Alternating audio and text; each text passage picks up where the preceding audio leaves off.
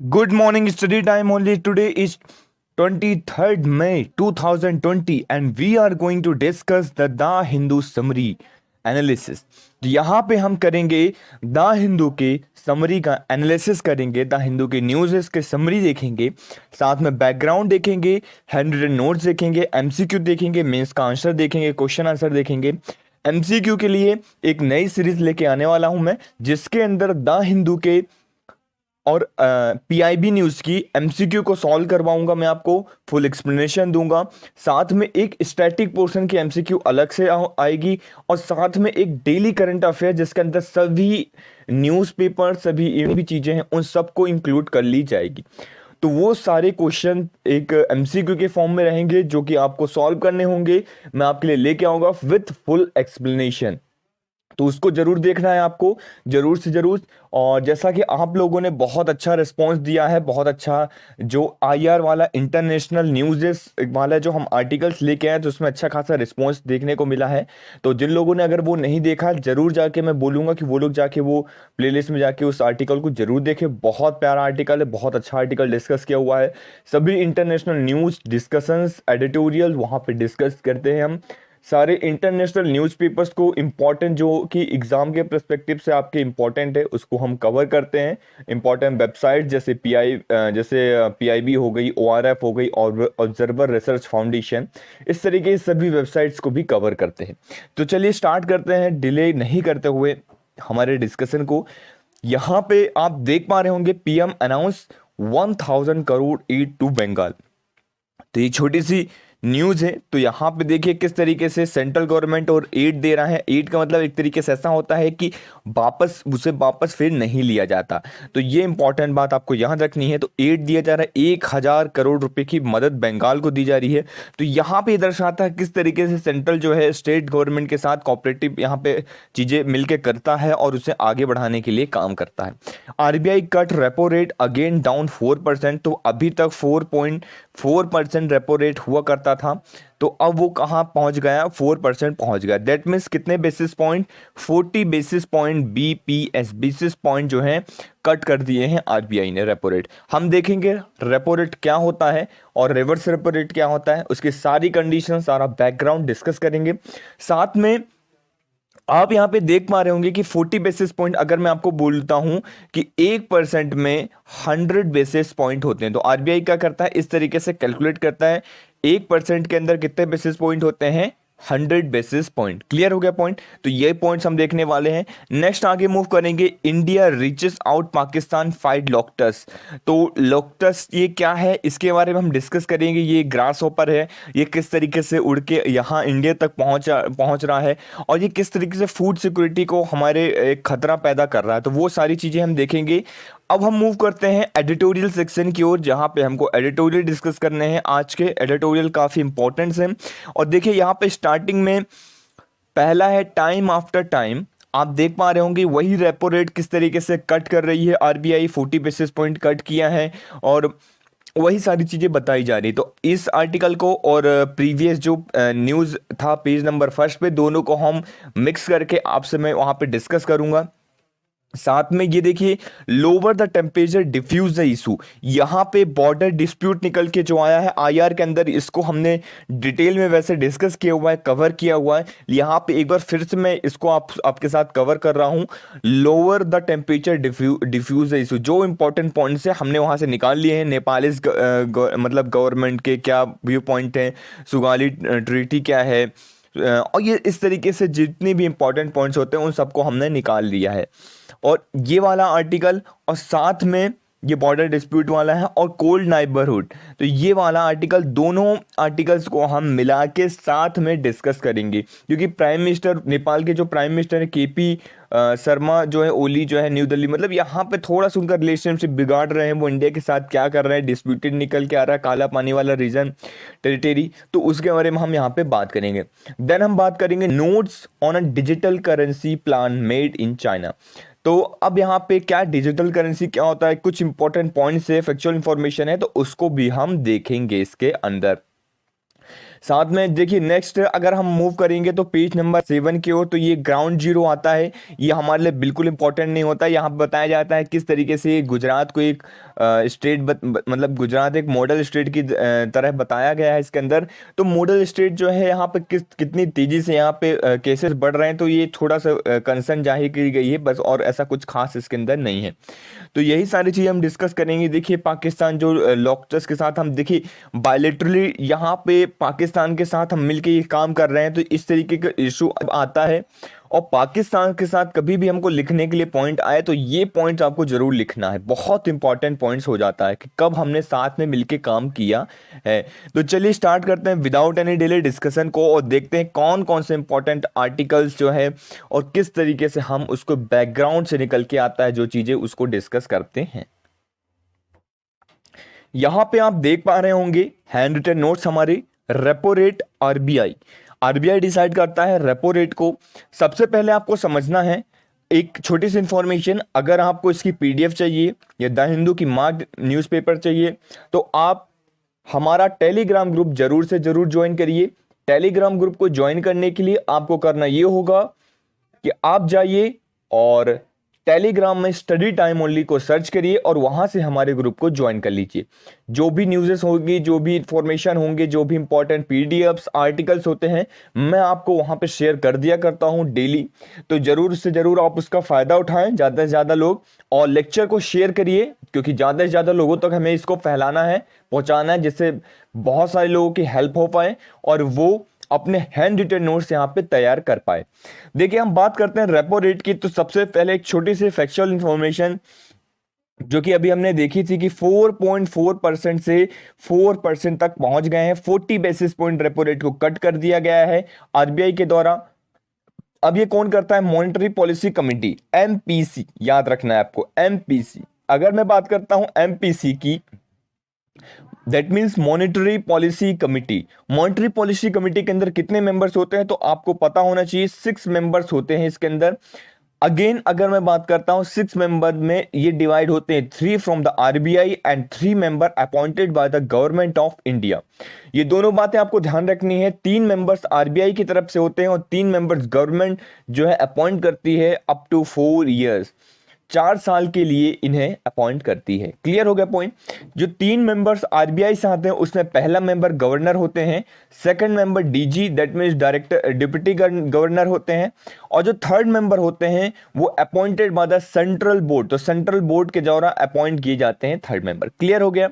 Chairman के पास जिस तरीके से अलग अलग जगह देखा जाता है, अगर कभी भी कोई चीज डिस्प्यूट निकल के आता है या दोनों के बीच में बराबर से होता है और कोई एक को फैसला लेना होता है, तो वहां पे चेयरमैन के पास एक तरीके से वीटो पावर होती है।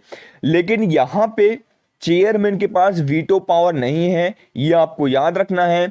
चेयरमैन गवर्नर रहते हैं और गवर्नर के पास यहाँ पे वीटो पावर नहीं है। दैट मीन्स अकेले ये डिसाइड नहीं कर सकते। जो मेजोरिटी करेगी, सपोज गवर्नर ने फैसला दिया नहीं कि और किसी भी सब्जेक्ट्स को लेकर उन्होंने मना किया है और 2 लोगों ने यहाँ पे सहमति जाहिर कर दी, बाकी सबने सहमति जाहिर कर दी, तो यहाँ पे जो फैसला होगी वो मेजोरिटी से जाएगा।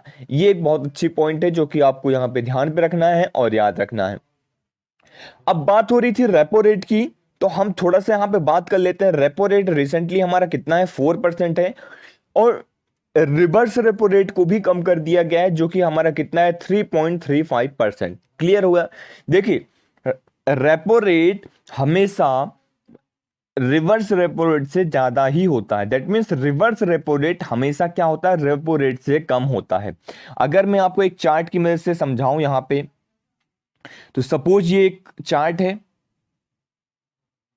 एक ग्राफ है। आप इस ग्राफ की मदद से समझिए कि अगर इस तरीके से रेपो रेट हमारा ये रेपो रेट चल रहा है, ये रेपो रेट की लाइन है, तो आप यहां पे देख पा रहे होंगे कि ये वाली जो लाइन है, ब्लू वाली लाइन जो है किस चीज की है? RRR, that means reverse repo rate की है। और रेड वाली लाइन जो है कहां की है? ये रेपो रेट की है। तो इस तरीके से अगर आप कभी भी एग्जाम के अंदर ग्राफ बना के आते हैं तो आपके आंसर में क्वालिटी दिखेगा कि आपको चीजें किस तरीके से मालूम है, पता है। तो ये सारी चीजें आपको यहाँ पे याद रखनी होगी। हमेशा रेपो रेट ज्यादा रहता है रिवर्स रेपो रेट से। क्लियर हो गया पॉइंट। अब ये क्यों रहता है, एक सिंपल सी चीज सोचिए, अगर आप कि अगर रेपो रेट, पहले आप समझिए रेपो रेट और रिवर्स रेपो रेट होता क्या है।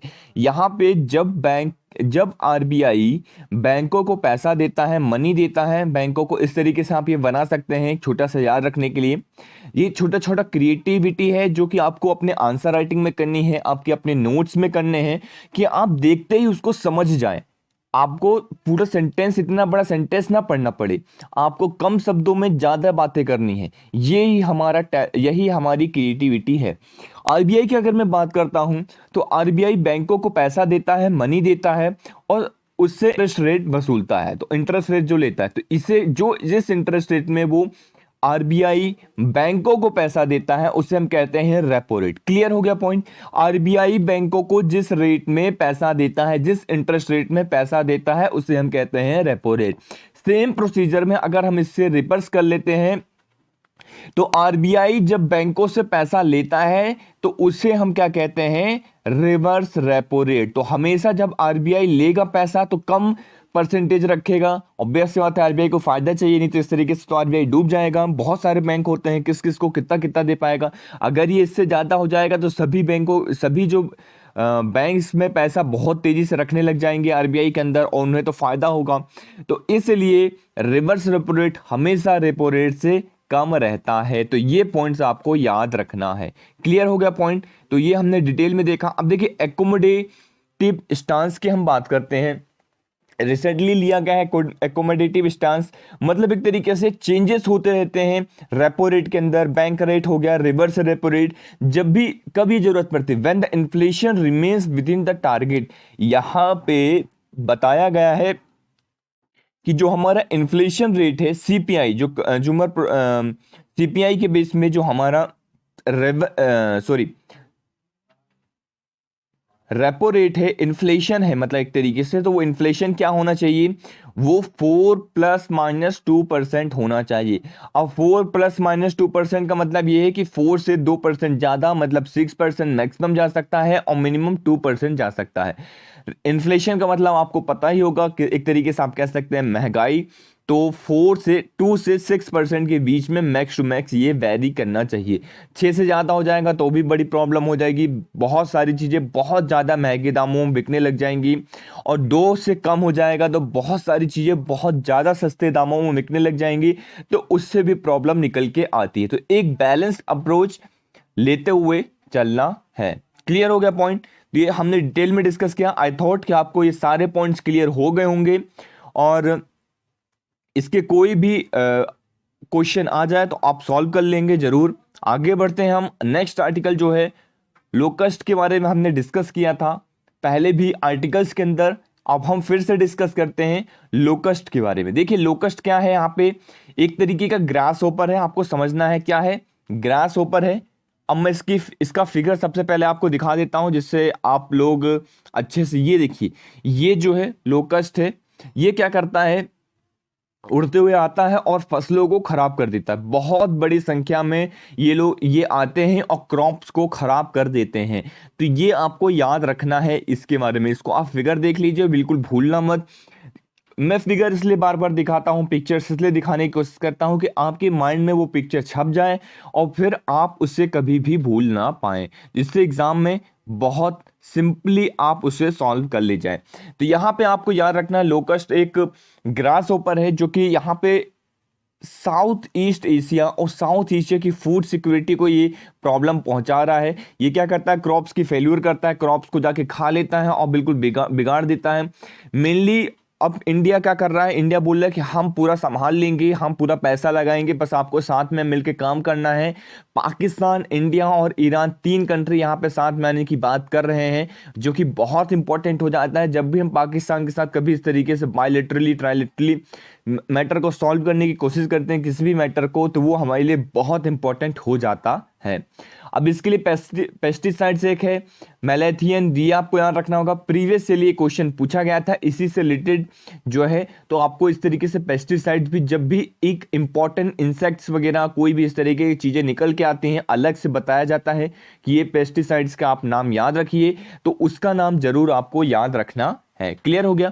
अब देखिए ये किस तरीके से मूव करता है, horn of Africa, Yemen, Bahrain, Qatar, Kuwait, Iran, Saudi Arabia, Pakistan और इंडिया। तो इस तरीके से मूव करते हुए हॉर्न और अफ्रीका से घूमते हुए यहाँ पे इंडिया पाकिस्तान पे आया है और वहाँ पे बहुत ज़्यादा प्रॉब्लम क्रिएट कर रहा है। अब मैप की ओर चलते हैं सटासट, और यहाँ पे आप मैप देख पा रहे होंगे, ये है हॉर्न और अफ्रीका, इसे कहते हैं, आप यहाँ पे देख पा रहे होंगे ये वाला एरिया क्या है, हॉर्न ऑफ अफ्रीका कहलाता है। तो यहाँ पे देखिए सोमालिया हो गया, इथोपिया हो गया, यहाँ से यमन से घूम आते हुए ये देखिए ये कहाँ से आ रहा है, यमन से होते हुए सऊदी अरेबिया, और फिर यहाँ पे कुवैत वगैरह हो गया, बहरीन, और ये यहाँ पे फिर ईरान और पाकिस्तान से होते हुए अफगानिस्तान में कुछ चला गया और कुछ यहाँ पे इंडिया के अंदर आ गया। तो इस तरीके से ये पहुंच चुका है इंडिया के अंदर भी। तो हो सकता है अगर इंडिया में पंजाब, हरियाणा यहाँ अगर पहुंच गया तो हमारी फूड सिक्योरिटी बहुत बड़े लेवल पे एक खतरे में आ सकती है। इसको आपको ध्यान रखना है, कभी क्वेश्चन आपसे पूछा जाए तो इसका जरूर आंसर आप दे पाएंगे। और हम आगे चलते हैं हमारे नेक्स्ट आर्टिकल की ओर। Next article which we are going to discuss is India and Nepal. The Hindu के पेज नंबर 6 में इंडिया और नेपाल की जो टेरिटरी के बॉर्डर डिस्प्यूट है उसके बारे में ये आर्टिकल है। उसको सारे इंपॉर्टेंट पॉइंट को हमने एक्सट्रैक्ट कर लिया है, यहाँ पे मैं आपके लिए लेके आया हूं। देखिए लिपू लेक और काला पानी, लिपू लेक पास के बारे में प्रॉब्लम आ रही है और काला पानी टेरिटरी के डिस्प्यूट निकल के आया है। लिपू लेक से पास करते हुए धारचूला से लिपू लेक तक हम एक क्या कर रहे हैं, रोड बना रहे हैं, जो कि हमारे लिए इंपॉर्टेंट होगी। जो भी कैलाश मानसरोवर यात्रा में जाते हैं उनके लिए बहुत ज़्यादा हेल्प होगी। अब मैं इसको मैप की मदद से आपको समझाऊंगा, बिल्कुल आपको घबराना नहीं है, सारे पॉइंट्स आपके क्लियर होंगे। तो यहाँ पे आप देख पा रहे होंगे मैप के अंदर, देखिए हम स्टार्टिंग से चलते हैं, धारचूला है ये, तो ये है धारचूला, यहाँ पे धारचूला हो गया, यहाँ से तवांग घाट और सिरखा, ये गाला, ये हो गया सिरखा, ये गाला, ये काला पानी टेरिटरी जो थोड़ा सा डिस्प्यूटेड एरिया है, ये नेपाल का एरिया हो गया, और ये है लिपू लेक पास। तो यहाँ से हम कहाँ पहुँचते हैं, यहाँ से हम पहुँचते हैं माउंट कैलाश, कैलाश माउंट पे पहुंचते हैं, और यहाँ पे वैसे बहुत ज़्यादा लोग जाते हैं पूजा पाठ करने, तो इसलिए हमने ये रास्ता तैयार किया हुआ है। अब ये डिस्प्यूट में क्यों आ रहा है, क्यों इस तरीके से कहा जा रहा है कि डिस्प्यूट में है, कि आप ये देख पा रहे होंगे इस फिगर के अंदर, आप देखिए ध्यान से, ये धारचूला एक डिस्ट्रिक्ट है। अब धारचूला डिस्ट्रिक्ट जो है कहाँ का डिस्ट्रिक्ट है, एक तरीके से नेपाल की टेरिटरी है, आपको ये समझना है। लेकिन ये जो रिवर है, इस रिवर पहले क्या है, इस रिवर को हम क्या मानते हैं, मतलब एक तरीके से इस रिवर को ही बॉर्डर मानते हैं, इंडिया और नेपाल के बीच में इस रिवर को बॉर्डर माना जाता है।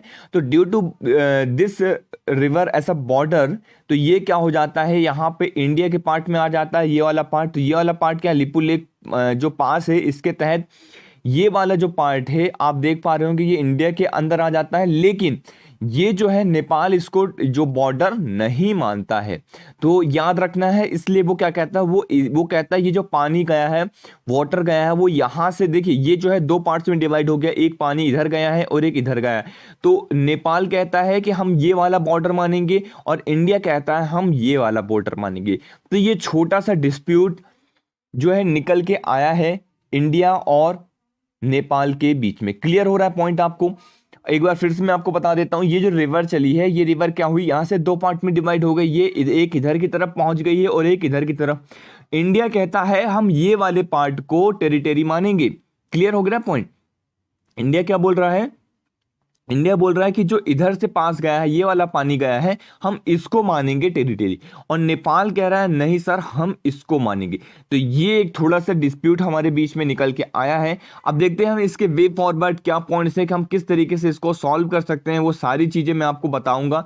तो ये जो डिस्प्यूट निकल के आया है, यहाँ पे आपको समझना है, ये पहले एक ट्रीटी आप देख लीजिए कि 1860 में ट्रीटी हुई थी, सौगली ट्रीटी। सागौली ट्रीटी। तो सागौली ट्रीटी के अंदर नेपाल टेरिटरी बिटवीन कि यहाँ पे नेपाल और इंडिया के बीच में टेरिटरी के बीच में हुई थी। काली रिवर, जो मैंने अभी रिवर की, जिस रिवर की मैं बात कर रहा था, जो रिवर यहाँ से गई थी, वो उस रिवर का नाम क्या था? काली रिवर। तो उस रिवर का नाम आपको याद रखना है। काली रिवर को हम क्या मानते हैं? हम उसको क्या मानते हैं? अपना बॉर्डर, नेचुरल बॉर्डर मानते हैं, इंडिया और नेपाल के बीच का बॉर्डर। क्लियर हो गया पॉइंट? देखिए 1981 में Nepal India technical land joint boundary working group बनाया गया था। समझना है आपको, 1981 में नेपाल और इंडिया ने मिलकर technical land joint boundary working group तैयार किया था, जिसके अंदर 98% जो हमारा बॉर्डर डिस्प्यूट था उसे हमने सॉल्व कर लिया था। लेकिन एक सुस्ता और एक काला पानी वाला रीजन जो है अभी भी हमारा डिस्प्यूटेड एरिया के अंदर आता है, जो अभी तक रिजॉल्व नहीं हुआ। देखिए एक बहुत अच्छा एग्जांपल आप लिख सकते हैं, जब भी बॉर्डर डिस्प्यूट का मैटर निकल के आए, इंडिया और नेपाल, देखिए इंडिया नेपाल की हम बात कर रहे हैं यहाँ पे, तो एक इसके किस तरीके से आप सॉल्व करेंगे, तो बांग्लादेश और इंडिया ने क्या किया, मिलकर एक बहुत बड़ा, बहुत अच्छा एग्जांपल है। हम लोगों ने, बांग्लादेश और इंडिया ने मिलकर बॉर्डर इश्यू को, कितना बड़ा बॉर्डर इशू था जिसे हमने सॉल्व किया, क्योंकि बहुत सारी टेरिटरी, वहां पे बहुत सारा लैंड इस तरीके से था, यहाँ पे इस तरीके से रखा हुआ था, कुछ बांग्लादेश के अंदर आता था, कुछ चीजें जो इंडिया के अंदर आती थी। अब इंडिया वाले उन्हें अपनी कंट्री का दर्जा नहीं देते थे, उन्हें सिटीजनशिप नहीं देते थे, और बांग्लादेश वाले उन्हें अपनी सिटीजनशिप नहीं देते थे। वो बेचारे परेशान हो रहे थे। तो इसलिए हमने क्या किया, बॉर्डर इश्यू को रिजॉल्व किया, हमने अमेंडमेंट किया कॉन्स्टिट्यूशन के अंदर, और अपने कुछ पार्ट्स उनको दे दिए, उनके कुछ पार्ट्स अपने अंदर ले लिए। तो इस तरीके से, और हमने वहां पर रहने वाले लोगों को सिटीजनशिप भी प्रोवाइड की। तो ये सारे इंपॉर्टेंट इंफॉर्मेशन आपको याद रखना है। एक एग्जांपल आप पुटअप कर सकते हैं, जब भी बॉर्डर से रिलेटेड डिस्प्यूट कभी भी लिखने के लिए आया तो वे फॉर्मेट में ये एग्जांपल जरूर दीजिएगा। सक्सेसफुली बॉर्डर डिस्प्यूट को रिजॉल्व करने में सक्सेस हुए हैं। अब इसके लिए हमें क्या करना होगा, सबसे इंपॉर्टेंट बात आपको क्या करना होगा, सॉल्यूशन है पीपल टू पीपल कॉन्टैक्ट्स को बढ़ाना होगा, क्योंकि पीपल टू पीपल कॉन्टैक्ट्स जब बढ़ते हैं तो उससे क्या होता है, गवर्नमेंट के ऊपर प्रेशर बनता है, गवर्नमेंट वहां पे एग्रीमेंट करने के लिए और इस तरीके से रिजॉल्व करने के लिए आगे निकल के आती है। गवर्नमेंट टू गवर्नमेंट यहाँ पे मीटिंग्स होनी चाहिए, बहुत बायलैटरल मीटिंग्स होनी चाहिए। बायलैटरल मीटिंग बहुत ज्यादा इंपॉर्टेंट हो जाती हैं जब दो गवर्नमेंट के बीच में और डिप्लोमेट्स के बीच में जब इस तरीके से मीटिंग्स होती है, तो वहीं पे इस तरीके से बॉर्डर रिलेटेड डिस्प्यूट्स को सेटल किया जाता है और रिजॉल्व किया जाता है। Next article which we are going to discuss is in also page number 6। और आप लोगों ने देखा होगा डिजिटल करेंसी से रिलेटेड। यहाँ पे डिजिटल करेंसी क्या होती है आपको समझना है। ये ना ही नोट के फॉर्म में, नोट मतलब आप देख पा रहे होंगे पेपर करेंसी के फॉर्म में बिल्कुल भी नहीं है। ये क्या है, ये एक ना कि करेंसी कॉइन के फॉर्म में है, ना पेपर करेंसी। एक तरीके से ये पहला जो डिजिटल करेंसी थी वो क्या है, बिटकॉइन। यहाँ पे कोड शेयर किए जाते हैं। आपको समझना क्या शेयर होते हैं, यहां पे कोड शेयर होते हैं। कोड किसके माध्यम से, कंप्यूटर, पीसी कंप्यूटर इंटरनेट के माध्यम से यहां पे इस तरीके से आप शेयर करते हैं, तो डिजिटल करेंसी इसे कहा जाता है। क्लियर हो गया पॉइंट। अब यहां पे आपको समझना है लिब्रा जो है डिजिटल, किसके डिजिटल करेंसी है, तो फेसबुक की डिजिटल करेंसी है लिब्रा। तो ये आपको याद रखना है कि लिब्रा किसकी डिजिटल करेंसी है, फेसबुक के द्वारा निकाली गई है। तो इस तरीके से पूछा जा सकता है आपको। DECP बहुत इंपॉर्टेंट, आपको रट लेना है, इसको याद रख लीजिए। क्रिस्टनेंट डिजिटल इलेक्ट्रॉनिक पेमेंट, ये क्या है, ये एक डिजिटल करेंसी है जो कि बैंक ऑफ चाइना के द्वारा निकाली गई थी।